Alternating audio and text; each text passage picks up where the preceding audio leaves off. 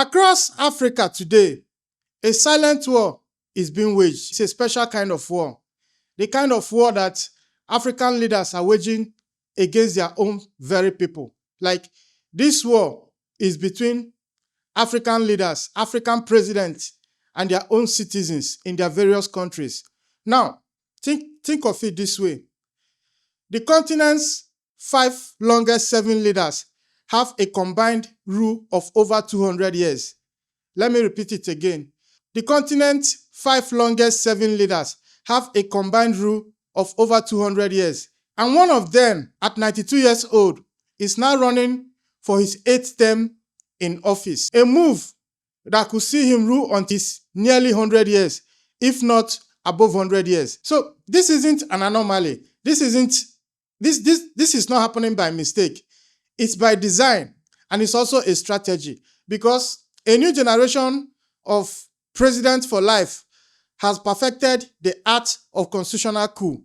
These presidents for lives are now using the very laws designed to ensure democracy to dismantle it from within. They rewrite the rules, abolish age limit, and reset term clocks. Now, while they are at it, they are claiming they are upholding the will of the people. The people are pushing back. The people are now pushing back against these sit-tight African leaders. From the courtrooms of Dakar to the streets of Lomé, Togo, a new generation armed with social media and an unshakable demand for change is challenging this system of presidents for life.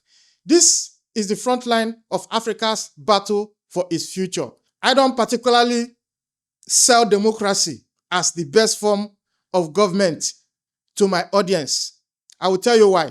China is not particularly your role model when you talk about democracy. But China have a leader the people trust. China have a leader that has lifted over 800 million people out of poverty. Let's go to Singapore.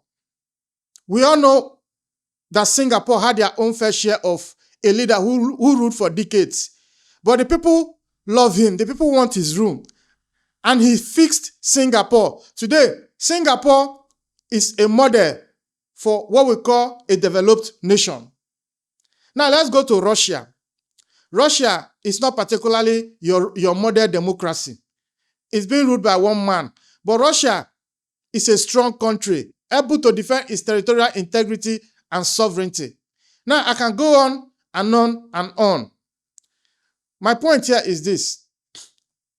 Instead of pretending to be a democracy, instead of Africa pretending to practice this Western every 4 years election, pretending to be democracy, why not us tell ourselves the truth that this thing that we are forcing ourselves to do is not working out, and we will come up with a better system of governance instead of deceiving ourselves? That is my point of view in this matter. Now, in this episode, we are going to go deeper into the continent's forever presidents, how their sophisticated playbook for staying in power actually works, and why the inevitable endgame is a high-stake battle for the very soul of Africa. Let's get into it. Now, meet Africa's political immortals, a club of leaders whose time in power is measured not in years, but in decades. At the very top of this list is, in Equatorial Guinea, Teodoro Obiang. He's been in charge for over 45 years. That's 4.5 decades, making him the world's longest serving head of state.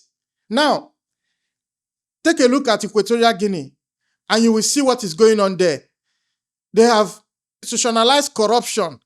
The people in the country have no say in how their country is being run, and they still pretend to be a democracy. Now, this guy, Obiang, he secures his power through elections that consistently grant him over 94% of the vote. Now, in 2011, he introduced a 2-term limit into the constitution. It effectively reset the clock on his 4 decades in power and allowing him to run again. Then, there is Cameroon's Paul Biya, Africa's oldest head of state. At 92, after 42 years in office, he's running for an 8th term. Now, what is his secret? His secret is that in 2008, his party simply passed a constitutional amendment to eliminate term limits altogether. Like, the guy is done pretending to follow the constitution because the clock is ticking. But just to remain in power, he said, you know what? I'm going to change the rules of the game.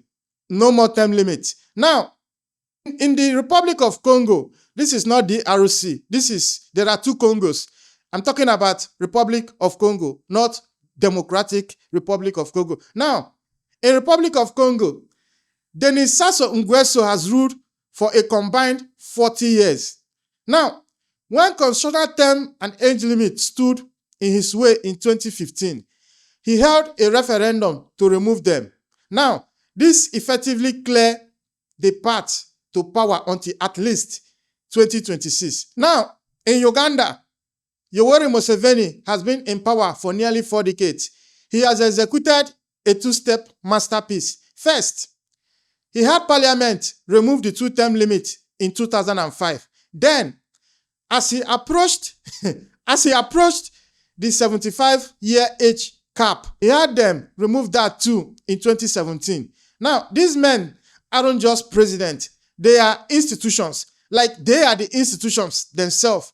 They have mastered a legalistic form of autocracy, using the tools of democracy to entrench their rule and daring the world to call it anything but the law. They are still technically going to be regarded as democracy when the guys in Washington talk about Africa, when the guys in Paris or Brussels, you don't see them call them out. But it is only when it has to do with the Sahel, Alliance of Sahel States, they will start preaching elections. They will start preaching democracy. They will start preaching constitutional order. But right here in Africa, as you can see, these guys, they don't care about their constitution. So they just rewrite it to stay in power. But as long as they serve Western interests, they are good to go. So it's called see no evil. It's an unwritten foreign policy of the empire. See no evil. It means whenever you have a friendly regime in Africa or any other third world country for that matter, you form a blind eye to what they do in their country. You don't talk about their slide into autocracy. You don't call them out when they rewrite their constitution. Like, you're blind. You're not going to see it. It's see no evil. So when these leaders do this, the empire doesn't see it because they are adhering to their unwritten foreign policy, especially in Africa. Now, why some leaders simply erase term limits, others are pioneering a far more cunning strategies. Now, for the ultimate masterclass in constitutional manipulation, look no further than Togo and the Nasimbe dynasty, which has ruled for nearly 60 years. Father Nasimbe took power in 2005 after the death of his father, who had ruled for 38 years. Now, after facing massive protests demanding term limits, Faure finally reinstated them in 2019. But just like Obiang in Equatorial Guinea, the change wasn't about democracy. This change allowed him to run again in 2020 and in 2025. 1 year before that rule kicks in, last year, 2024, he unveiled his new cunning masterstroke. Now, with his presidential term running out, his party-dominated parliament passed a new constitution, shifting the country from a presidential to a parliamentary system of government. Now, the move was sold as a democratic reform that would create a ceremonial, indirectly elected president with limited powers. Now, the real power will now lie with a new position, the President of the Council of Ministers. Now, this new role conveniently has no term limit. And who would be the first to hold this powerful new office? Faure Nasimbe himself. Now, the opposition has called it a constitutional coup, a blatant scheme to rule for life under a new title. Now, the government has banned protests already in Togo. We already saw a lot of protests in June and July in Togo. And even at this moment, they are still planning another protest because Togolese are not backing down. They are not backing down. The government have arrested opposition leaders and barred foreign journalists, ensuring the reform passed with little resistance. Now, the Togo template is a chilling evolution. It's not just about changing the constitution. It's about inventing a whole new game where only one person can ever win, and that is the Nasimbe family in Togo. Now, the strategy of clinging to power has a name. It is called a constitutional coup. The African Union's own Charter on Democracy defines it as any amendment or revision of the constitution or legal instrument which is an infringement on the principles of democratic change of government. Now, yet, leaders across the continent have become experts at it.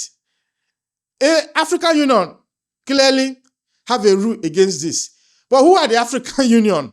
They are the presidents themselves. They made the rules at the African Union, and they are the ones still breaking the rules.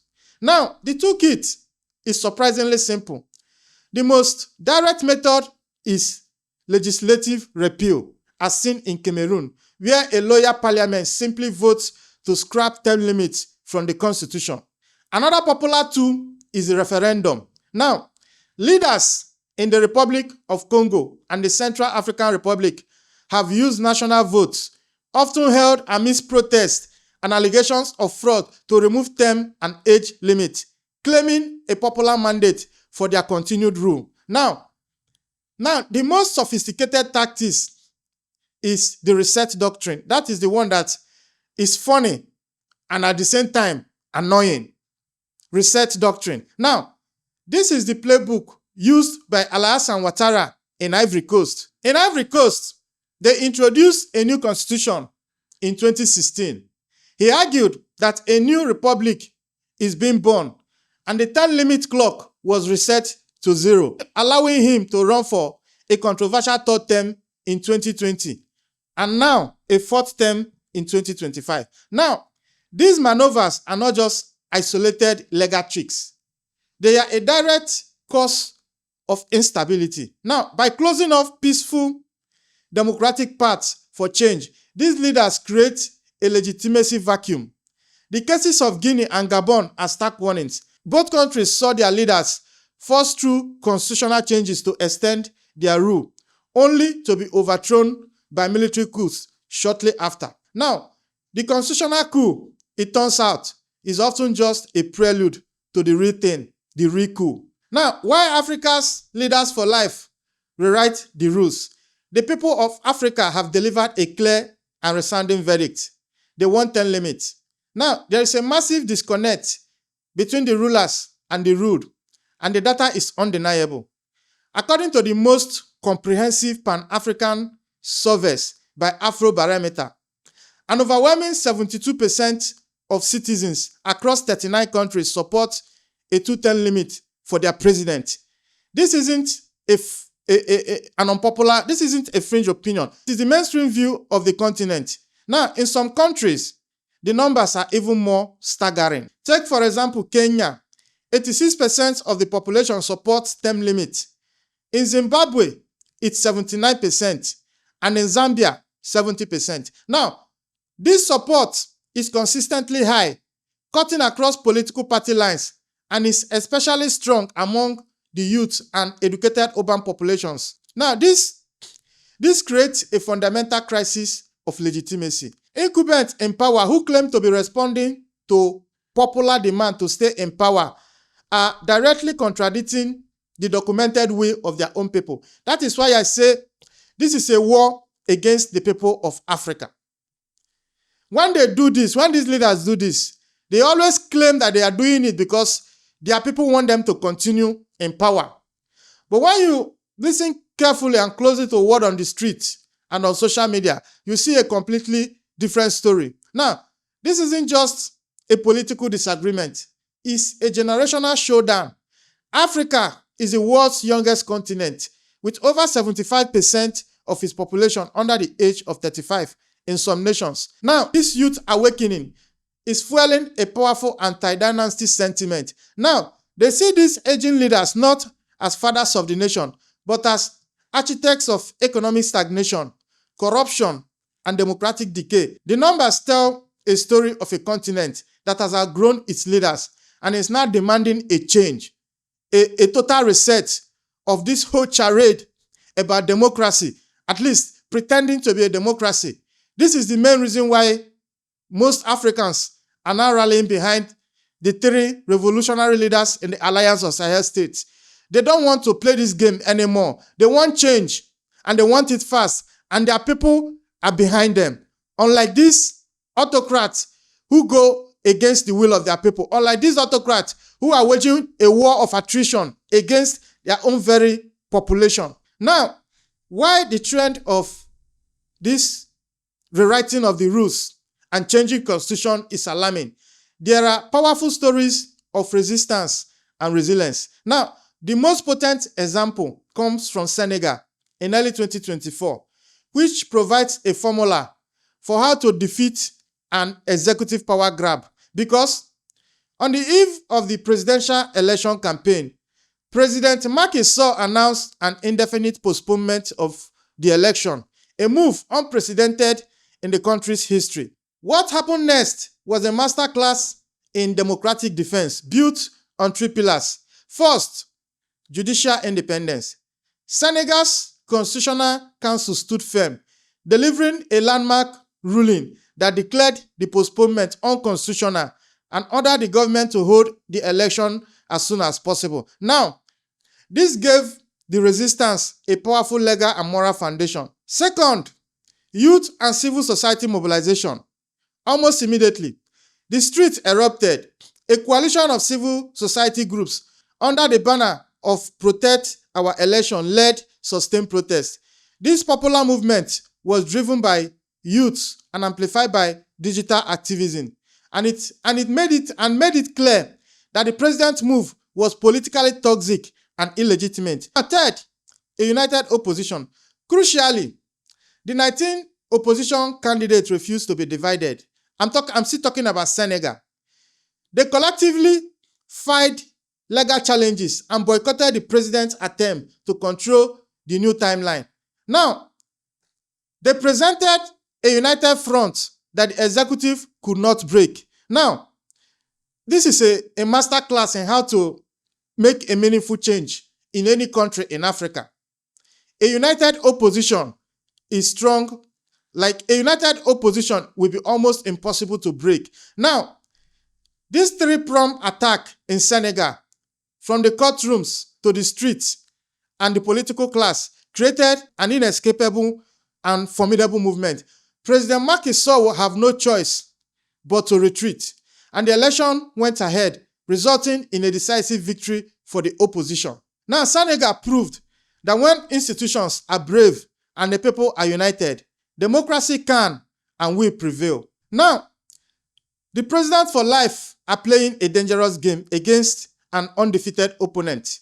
Time. They can change their constitutions.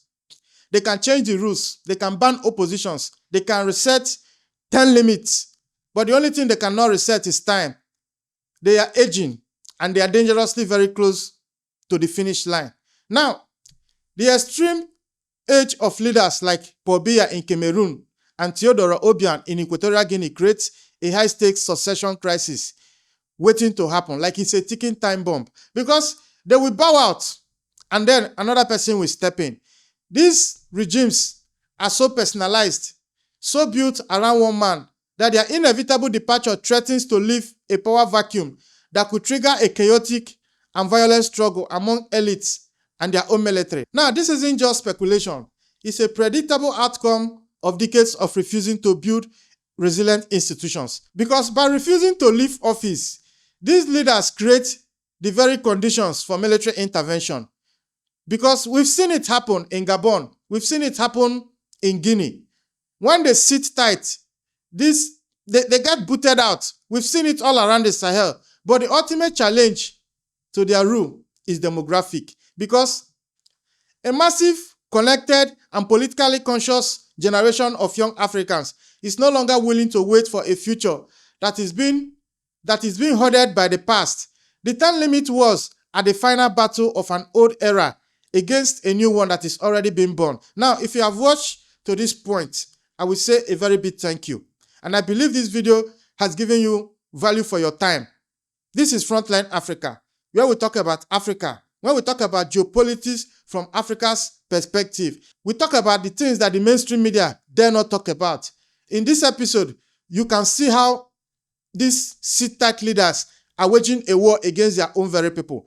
If you are in one of these countries that have decades-long leaders in power, if you are in one of these countries that have experienced leaders that rewrite constitution, it is time to voice your frustration.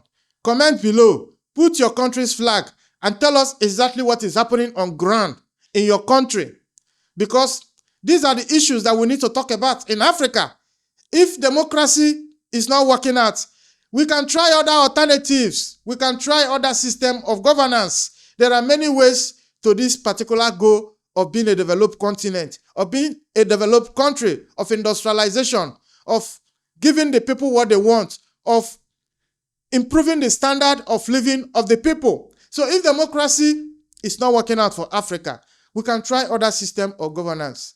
That is why we are rallying around the leaders in the Sahel, because their people are rallying around them. They are giving their people exactly what they want. So if you like content like this, maybe consider to subscribe and turn up those notifications so that whenever we upload a new video, you will get it and stay ahead of everything happening in the motherland.